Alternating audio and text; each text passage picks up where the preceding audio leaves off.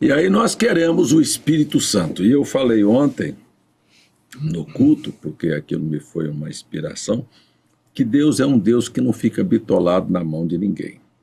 O irmão Brana disse, o Batista tem uma maneira de crer no Espírito Santo, que é você, quando você recebeu o Evangelho, você tem. O irmão Brana disse, não é verdade. Aí ele conta, tem uma mensagem nova que chegou ontem, chamada Perguntas e Respostas. Eu já levei para casa. Peguei também. Pegou, né? O irmão Brana responde, ele disse, teve o presidente da Associação Batista, foi à casa dele, disse, irmão Brana, eu sei que você foi batista, foi ordenado na Igreja Batista. Ele disse, verdade. Disse, saí de lá porque eu queria ficar com a Bíblia. Ele disse, não tenho nada contra os batistas, mas abandonaram as Escrituras. Então, ele começa a conversar com o irmão Brana e tal, daqui a um pouco ele fala sobre o batismo do Espírito Santo. Esse presidente da Igreja Batista. E diz assim para o irmão Brana, e se eu desejo receber o Espírito Santo? Eu desejo receber o Espírito Santo, como é que eu faço para receber? Batista. O irmão Brana disse, você quer receber o Espírito Santo? Ele disse, sim. Ele disse, ajoelha aí. E ele ajoelhou na sala do irmão Brana, numa mesinha que estava lá. O irmão Brana disse, eu impus as mãos sobre ele e ele recebeu o Espírito Santo bem ali. Bem ali naquela hora. Então eu fico imaginando assim, por que o Espírito Santo veio àquele irmão ali, sobre a imposição de mãos? Aí foi onde eu comecei a buscar as diferenças de Deus conceder o Espírito Santo para as pessoas. Comecei a buscar as diferenças. Por que ele recebeu? Era um homem que tinha limpado a vida, que já tinha uma vida, como o irmão Brana explica lá. As pessoas têm uma vida já, vamos dizer, justificada, perdoados seus pecados, e começa a buscar um período de santificação, um homem de uma vida limpa. Então, a porta já está aberta. A imposição de mão era a parte final, como aqueles que vieram de João Batista, e João Batista havia pregado o arrependimento para eles, que era a mudança de pensamento, mudança de atitude, mudança de caráter. Foi só Paulo batizar ele da maneira correta e impor as mãos, o Espírito Santo veio. Então, foi o que o irmão Brana disse ali. E há outros que são até por antecipação. A pessoa tem uma vida, estando numa doutrina errada, eu mostrei ontem, por exemplo, você pode pegar na Bíblia 2 personagens que estão juntos, irmão Francisco. Cornélio e Paulo. Capítulo 9 e capítulo 10 do livro de Atos. São 2 pessoas que vêm, um do judaísmo, do farisaísmo, e o outro era romano. Sim.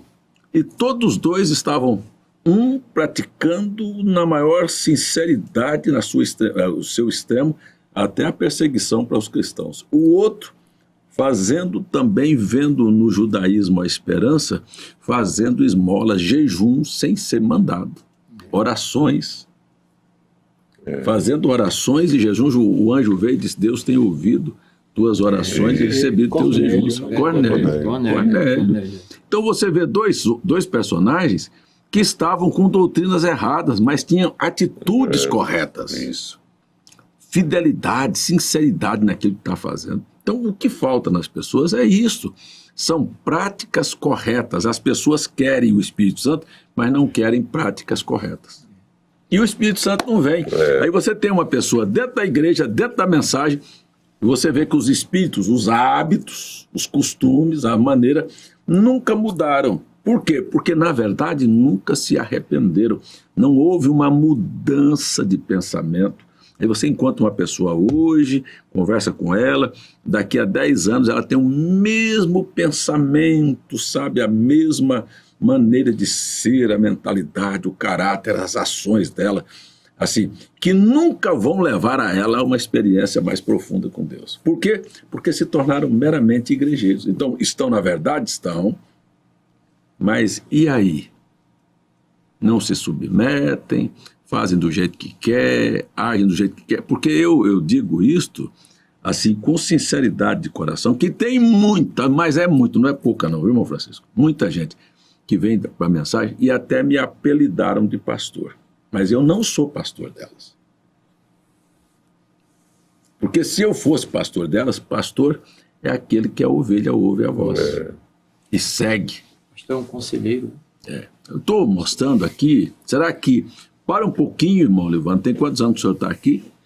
21. Irmão Francisco. Uns 28. Você tem quanto? 12 anos. 12 anos. Quando foi que eu te dei um conselho errado? Não. Quando foi que eu te dei te ensinei alguma coisa que te afastasse de Cristo? Então, como é que eu sou pastor se eu estou ensinando as pessoas a aproximar de Cristo? Todo o meu desejo é ver as pessoas ter um verdadeiro relacionamento com Cristo, serem cheias do Espírito Santo. E estou disposto a orar com elas como orei ontem à noite. Sim, sim. Então, além depois de ter falado, ensinado, mostrado, provado pela Bíblia, que Deus é um Deus que age de maneira diferente. Começou no Pentecostes, um povo assentado.